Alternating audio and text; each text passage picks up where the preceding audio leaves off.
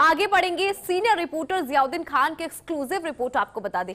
बच्चों के हक पर डाका, जी हां, बच्चों के हक पर डाका। चूरू के जिला अल्पसंख्यक विभाग में चौंकाने वाला मामला सामने आया। विभागीय जांच में दी गई क्लीन चिट तो कलेक्टर की जांच कमेटी में कई दोषी राजकीय अल्पसंख्यक आवासीय विद्यालय में सामान सप्लाई में फर्जीवाड़ा हुआ। आवासीय विद्यालय में छात्रों के लिए खरीदे गए घटिया क्वालिटी की बर्तन, गद्दे, कंप्यूटर और इलेक्ट्रॉनिक सामान। जब अल्पसंख्यक विभाग ने करवाई जांच तो खरीद को बताया पूरी तरह से सही। ऐसे में जिला जन अभाव अभियोग समिति में दर्ज करवाई गई है शिकायत। ईजीएस जिला परिषद की अध्यक्षता में बनाई गई जांच टीम, 3 सदस्यीय जांच टीम ने माना टेंडर जारी करने में नहीं हुई नियमों की पालना।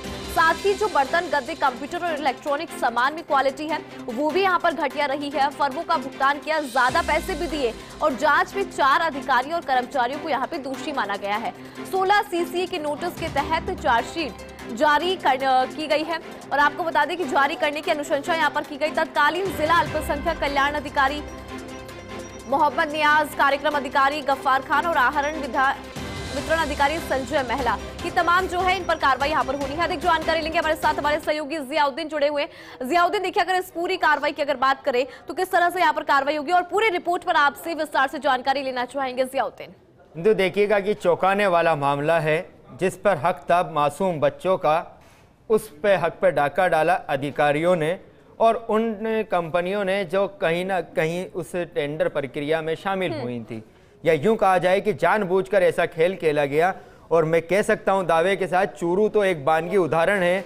अगर पूरे राजस्थान के अंदर ऐसे अल्पसंख्यक आवासीय विद्यालयों की जांच की जाए तो बड़ा फर्जीवाड़ा सामने आएगा, क्योंकि जिन फर्मों को टेंडर दिया गया वो पूरी तरह से गलत फर्में थीं। वो और जो सामान खरीदा गया उसकी क्वालिटी घटिया थी। यहाँ तक कि जो बर्तन खरीदे गए, गत्ते खरीदे गए और जो कंप्यूटर और इलेक्ट्रॉनिक का सामान जो खरीदा गया वो भी निम्न क्वालिटी का था और फिर भी पेमेंट कर दिया जाता है। मज़े वाली बात यह थी कि शिकायत विभाग के पास होती है, अल्पसंख्यक मामलात विभाग के पास जब शिकायत पहुंचती है तो जांच करवाई जाती है और जांच में क्लीन चिट दे दी जाती है।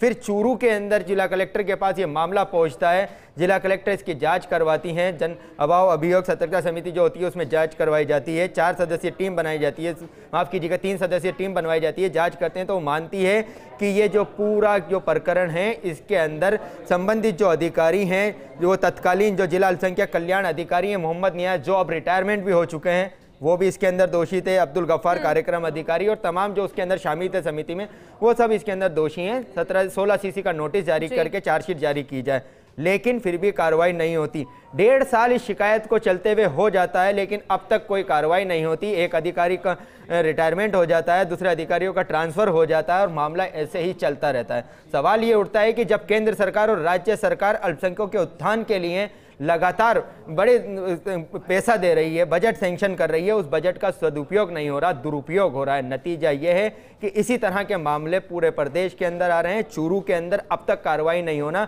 अल्पसंख्यक मामलात विभाग के जो जिम्मेदार अधिकारी हैं जिनके पास ये फाइल पड़ी हुई है उनके कार्यशैली पे सवालिया निशान खड़े करते हैं। चाहे आप जयपुर की जांच करवा लीजिए, जयपुर के अंदर भी इसी तरह से हुआ। टोंक की जांच करवा लीजिए, वहां पे भी ऐसा ही हुआ। और अलग अलग जिलों के अंदर जिस जगह पे अल्पसंख्यक आवासीय विद्यालय हैं वहाँ पे इसी तरह के हालात हैं, लेकिन जांच नहीं की गई। चूंकि मामला जब आता है अल्पसंख्यक मामलात विभाग का तो खासा ध्यान इस पे जाता नहीं है, कभी इस तरह की रिपोर्टें सामने नहीं आती, लेकिन शिकायतें होती हैं, विभाग की तरफ से कोई कार्रवाई नहीं की जाती। अब नतीजा ये रहा कि जो लोग हैं वो परेशान हो चुके हैं, क्योंकि जो अल्पसंख्यक छात्र वहाँ पे पढ़ रहे हैं उनको सुविधा नहीं दी जा रही और जो सुविधा के लिए पैसा आया था वो भी अधिकारियों ने और वहाँ जो कह सकते हैं कि जो लोग बाग हैं उन्होंने बंदर बाट कर लिया और आपस में बांट के खा गए। जिंदू, बिल्कुल, जो पैसा यहाँ पर मिला उसका सदुपयोग यहाँ पर नहीं किया गया। जियाउद्दीन, बहुत शुक्रिया, आपने इस पूरी रिपोर्ट